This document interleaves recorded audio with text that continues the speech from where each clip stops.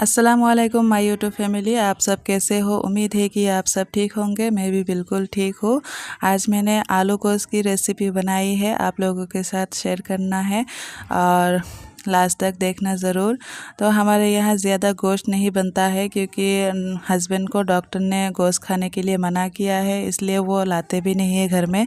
तो उनके लिए हमने भी खाना बंद कर दिया है क्योंकि वो बोलते हैं अगर मैं लाऊंगा तो तुम बनाओगी तो मुझे भी खाने का मन होगा, इसलिए मैं भी लाने के लिए नहीं बोलती हूँ। आज हस्बैंड कुछ काम के लिए बाहर गए हैं तो कल आएंगे, इसलिए मैंने एक लड़की को पैसा दे के आधा किलो गोश्त मंगवा लिया है ताकि ना ही वो देखे और उनके खाने का मन भी हो।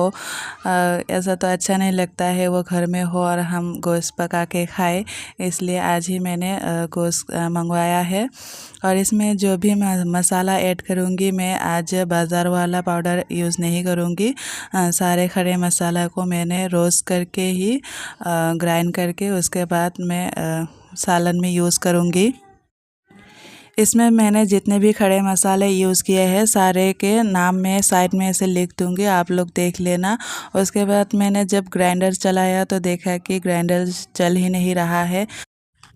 चारों ओर घुमा के देखा, मुझे कुछ समझ नहीं आया। 2-3 बार ट्राई किया फिर भी नहीं चल रहा, तो मैंने ऐसे ही छोड़ दिया और अदरक लहसुन को भी कूट लिया था हाथ से ही, और जो खड़े मसाले हैं उसको भी ऐसे कूट लिया था। तो इससे इतना अच्छा पाउडर नहीं बनता है। ग्राइंडर में होता तो पूरे अच्छे से फाइन पाउडर बन जाता, लेकिन ऐसा भी चलेगा क्योंकि सीटी लगाएंगे तो मसाले गल जाएंगे। अभी जो प्याज और हरी मिर्ची है इनको मैं चॉपर में काट लूँगी। ये चॉपर 1 साल पहले ही मेरी मम्मी ने दिया था, आज तक मैंने यूज़ नहीं किया है, इसको रखा हुआ था, आज ही निकाला है। मुझे इतना आलस आता है कि इसको निकालो, फिर इसमें प्याज को टुकड़ों में काटूँ और डालूँ, फिर से ऐसे खींचना पड़ता है। उसके बाद इसको डालो, फिर से इसको धो के रखो, इतना झंझट कौन करेगा। डायरेक्ट ही मैं छुरी से ही काट लेती हूँ तो फटाफट हो जाता है, इसलिए मैंने इतने दिन इसको यूज़ नहीं किया था, आज पहली बार यूज़ किया है। कभी कभार अगर ज़्यादा प्याज काटना होगा या मिर्ची तब यूज़ आ जाएगा। अभी मैंने कुकर में गोश्त को डाल दिया है और अदरक लहसुन का पेस्ट और कुटी हुई प्याज हरी मिर्ची सारी चीज़ों को ऐसे डालते जाऊंगी। आज मैं सिंपल सा तरीके से ही गोश्त बनाऊंगी। वैसे रोज़ मैं अलग तरीके से बनाती हूँ, लेकिन ऐसा मेरी नानी बनाती थी तो सबको लगता था कि लगता नहीं, वाकई ही बहुत टेस्ट होता था। और हम जैसे बनाते हैं, पहले ऑयल को डाल के मसाले को भूनते हैं, उसके बाद गोश्त को भूनते हैं, उसके बाद हम पानी देते हैं। इस तरीके से हम बनाते थे। तो मेरी नानी बोलती थी हम सब चीज़ एक साथ डाल देते थे और उसके बाद ही भून लेते थे। तो इसी तरह से मैं बनाऊंगी, लेकिन वो लोग चूल्हे में कढ़ाई में बनाते थे, आज मैं कुकर में बनाऊंगी। ऐसा मैंने पहले भी 1-2 बार बनाया है, बहुत टेस्ट हुआ था, इसीलिए आप लोगों के साथ शेयर कर रही हूँ। तो सारे मसाले और जो कूटा हुआ मसाला मैंने रेडी किया था उनको भी डाल दिया है। अभी ऑयल डालूँगी। इस ऑयल डिस्पेंसर से बहुत कम ऑयल निकलता है, इसलिए बहुत देर लगती है ऑयल डालने में। और अभी मैं 2 टमाटर को काट के डाल दूँगी। मेरी मम्मी तो ऐसी रेसिपी को ही फॉलो करती है, नानी की रेसिपी, लेकिन मैंने मेरे ससुराल वाले की यहाँ पे रहते रहते यहाँ की जो जैसे बनाते हैं तरीका उसी तरीके में मैं बनाती हूँ इतने सालों से, लेकिन आज मेरे मम्मी और नानी का तरीका अपना लिया है। और यहाँ पे तेज़पत्ता भी डाल दिया है। जो मैंने खड़ा लाल मिर्ची था उसको मैं नहीं कूटी क्योंकि उसमें ये कूटता भी नहीं, इसलिए मैंने हाथ से ही तोड़ के डाल दिया है। और सारे मसाला को मिक्स कर लूँगी गोश्त के साथ। अभी इसमें मैं कोई पानी नहीं डालूँगी क्योंकि गोश्त में अपना ही पानी होता है, ये धीरे धीरे पानी निकलेगा और इसी से ही सीटी लग जाएगा। बाद में देखिएगा कितना सारा पानी निकल गया है। तो मैं 3-4 सीटी लगा लूँगी। और आलू गोश्त बना रही हूँ और मेरे बच्चों को तो आलू बहुत पसंद है, मुझे भी पसंद है, तो इसीलिए मैं आलू भी डालूँगी। आलू गोश्त में तो आलू डलता ही है। तो जब तक सीटी लगता है तब तक मैं आलू को भी छील लूँगी, धो के रेडी करके रख दूँगी। 4 सीटी लगा लिया है और गोश्त 90% पक गया है। अभी आलू देने के बाद जो बचा कुचा असर है वो भी पक जाएगा। तो अभी मैं इसको थोड़ा सा भून लूँगी आलू के साथ ही। देखिए कितना पानी निकला है, मैंने एक बूंद भी पानी नहीं डाला था। आलू भी डाल दिया है। आलू के साथ जब तक ये गोश्त का पानी सूखता है तब तक मैं भून लूँगी। आज मेरा वॉइस कैसा हो रहा है, मैंने माइक को मुंह के अंदर ही घुसेड़ लिया है क्योंकि बाहर इतना शोर हो रहा है। मेरे इन लॉज स्कूल से घर के छत के ऊपर उठ के क्या तोड़ रहे हैं पता नहीं, इतना हल्ला कर रहे हैं सारे लोग मिलके। इसीलिए मैं एक कोने में बैठ गई हूँ और माइक को एकदम मुंह के पास लाके वॉइस ओवर कर रही हूँ, क्योंकि अभी अगर वॉइस ओवर नहीं करूँगी तो रात हो जाएगा और आज का मेरा वीडियो अपलोड नहीं कर पाऊँगी मैं। रात को यहाँ पे नेटवर्क की बहुत प्रॉब्लम होती है।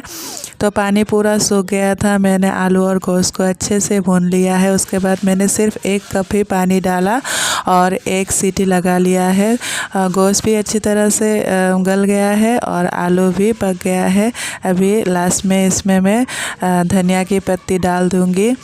तो मुझे धनिया की पत्ती इतनी पसंद है कि अगर गोश्त में धनिया की पत्ती ना हो तो खाने में अच्छा नहीं लगता है। हमारे यहाँ गर्मी के मौसम में धनिया नहीं मिलता है। अभी ठंडी आ गई है तो अभी रोज़ ही धनिया मिलेगी। अभी सालन गर्म ही है इसलिए मैंने ढक्कन को फिर से लगा दिया है ताकि धनिया की पत्ती भी थोड़ा सा पक जाए और सालन भी गर्म रहे। तब तक मैं आटा गूंद लूँगी। पहले मैंने सोचा ज़ीरा राइस बनाती हूँ, उसके बाद सोचा कि सिंपल सा चावल ही बना लेती हूँ, फिर सोचा कि रोटी बना लेती हूँ। ऐसा सोचते सोचते लास्ट में मैंने रोटी ही बना ली। तो आटा को पहले मैंने गूंद लिया था और 10 मिनट के लिए ढक के रख दिया है कि सेट होने के लिए। उसके बाद ही मैं रोटी पकाऊंगी। अब मैंने थंबनेल जो लगाया है आप लोगों ने देखा ही होगा, मनीषा, सचिन एंड नेहा का। तो उन लोगों के बीच जो भी ये चल रहा है आप लोगों ने तो ज़रूर सुना होगा। तो मैंने बहुत दिन से देख रही हूँ ये सब चल रहा है, लेकिन मेरा जो ज़ख़म था वो ताज़ा हो गया है इन लोगों को देखने के बाद। तो मैंने कल एक वीडियो देखा, वो लोग बोल रहे हैं 1.5 साल पहले से ही ये चक्कर था और अभी जाके खुलासा हुआ है। लेकिन मेरे घर में ऐसा 6 साल पहले ही हो चुका है। और एक रिएक्शन चैनल वाली ने बोला था, वो दीदी ने बोला था कि अगर तुम्हारा इतना गंदा रिश्ता है तो तुम लोग भाई बहन का नाम क्यों बदनाम किए हो। दोस्त भी बता सकते थे और कोई रिलेटिव भी बता सकते थे। तुमने भाई बहन का रिश्ता क्यों ख़राब किया। ये तो सभी बोलेंगे, लेकिन जो लोग शैतान, जिसके दिलो दिमाग में शैतान बसता है, वो लोग क्या सोचते हैं, वो बहुत शातिर होते हैं। वो लोग दोस्त नहीं बनाएंगे क्योंकि लोगों को दोस्त पे शक हो जाएगा कि दोस्त ऐसे थोड़े ही रहते हैं। इसलिए वो लोग बहुत चालाकी से अपने रिश्ते को दुनिया में दिखाते हैं, भाई बहन का रिश्ता, ताकि कोई भी उन पर शक ना करे और वो गंदे काम नीचे से कर सके, ताकि उन पे कोई भी उंगली ना आए। ये बात सुनकर लोग बहुत शौक हो रहे हैं और विश्वास नहीं कर पा रहे हैं, लेकिन मैं बिल्कुल भी शौक नहीं हूँ, क्योंकि 5-6 साल पहले ही मेरे साथ ऐसा हो गया है। तो मैं फिर से कैसे शौक हो जाऊँ, क्योंकि ये तो मेरे घर का हिस्सा ही है। और तब मैंने सुना था 5 साल पहले, तब मैं शौक हुई थी, इतना शौक हुई थी कि आज तक निकल नहीं पा रही हूँ।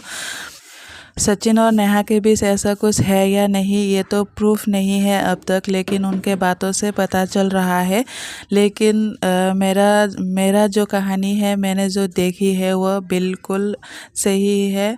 और इसीलिए उनके बारे में मैं यही बोलूँगी कि आप लोग अपना जो गंदा काम है वो कहीं बाहर भी कर सकते हैं, या लोगों को जहाँ ना पता चले आप लोगों के सामने भाई बहन बन के ऐसे भाई बहन का रिश्ता भी ख़राब कर रहे हो और अपनी बीवी को इतना बड़ा धोखे में रख रहे हो कि वो अगर ये आप लोग छोड़ भी दो ये काम और दोनों सेपरेट भी हो जाओ, उसकी अगर नेहा की शादी भी हो जाए, फिर भी आपकी बीवी को जो सदमा पहुंचा है वो मरते दम तक वो नहीं भूलेगी। और वो जिस डिप्रेशन में है उसकी हालत कैसी है ये मुझसे बेहतर कोई नहीं जान सकता, क्योंकि एक औरत ही औरत का दुख भी समझ सकती है और एक औरत ही औरत का दुश्मन भी होती है। तो मनीषा जी आप बहुत लकी है कि आपको पता पहले ही चल गया है, क्योंकि कुछ दिन और देर हो जाती तो बहुत लेट हो जाता और आपकी शादीशुदा ज़िंदगी बर्बाद हो जाती। तो अभी लेट नहीं हुआ है, अभी आप भी समझ जाओ, स्ट्रॉन्ग हो जाओ और लड़ो अपने हक के लिए। बाकी सब ठीक हो जाएगा। बेस्ट ऑफ लक, हम लोग आपके साथ हैं। तो मेरा खाना और रोटी सब कुछ रेडी हो गया है। मैंने रोटी को घी से सेका है। तो सेकने के बाद देखिए मैंने किचन को भी आप लोगों को दिखा दिया था। मैं काम भी करती जाती हूँ और एक साथ किचन को भी मैं क्लीन करती जाती हूँ। मैंने एक भी जो खाना बनाते वक्त बर्तन गंदा होते हैं एक भी नहीं रखा। मैं खाना बनाते वक्त ही सारे को क्लीन करते जाती हूँ। लास्ट में सिर्फ काउंटर टॉप को क्लीन करना था और गैस को, इसको भी मैं खाना बनाने के बाद क्लीन कर ली हो। उसके बाद मैं नहा ली थी और नहाने के बाद जोहर का नमाज़ अदा करने के बाद दोनों बेटे को भी दे दिया है 2 टेबल में, क्योंकि एक साथ देने से दोनों झगड़ा करते हैं सारा दिन, इसलिए दोनों को 2 टेबल में दिया है। और मैंने भी खाना खा लिया। आयशा अब तक स्कूल से आई नहीं है, जब वो आएगी तो उसको भी दे दूँगी। उसको आते आते 3 बज जाते हैं और मैंने सुबह नाश्ता भी ठीक से नहीं किया था, सिर्फ चाय पी थी, इसलिए भूख लग गई थी। तो हम तीनों ने खा लिया और आयशा को आने के बाद दे दूँगी। तो जब हम खाना बनाते वक्त एक साथ ही क्लीनिंग का भी रखते हैं तो बाद में बहुत किचन फैला हुआ नहीं होता है और बाद में हड़बड़ी भी नहीं होती है। सारा किचन फैला हुआ है, बर्तन है, ये है वो है, इसीलिए मैं एक साथ ही सब मैनेज करती जाती हूँ। और अभी सबका खाना हो गया है, बहुत ही टेस्टी बना था। आप लोग इस तरीके से बना सकते हो, बहुत टेस्टी होता है। और थोड़ी देर खाना खाने के बाद थोड़ी देर रेस्ट कर ली हूँ और अमान को भी सुला दिया है और हसन बाहर खेल रहा है, वो दिन में नहीं सोता है। उसके बाद में जितने भी बर्तन थे, ज़्यादा बर्तन नहीं निकले हैं, मैंने बोला ना पहले ही मैंने सब खाना बनाते वक्त ही धो के रख दिया था, बेसिन भी साफ़ करके रखा था। अभी सिर्फ जो प्लेटें हमने खाना खाई है वो है और रोटी बनाने वाला तवा, यही है बस। तो आज का वीडियो आप लोगों को कैसा लगा ज़रूर बताइएगा और लाइक एंड सब्सक्राइब भी कीजिएगा। आज के लिए इतना ही, मिलते हैं नेक्स्ट वीडियो में। तब तक के लिए खुश रहिए, आबाद रहिए, दुआओं में याद रखिएगा। अल्लाह हाफिज़।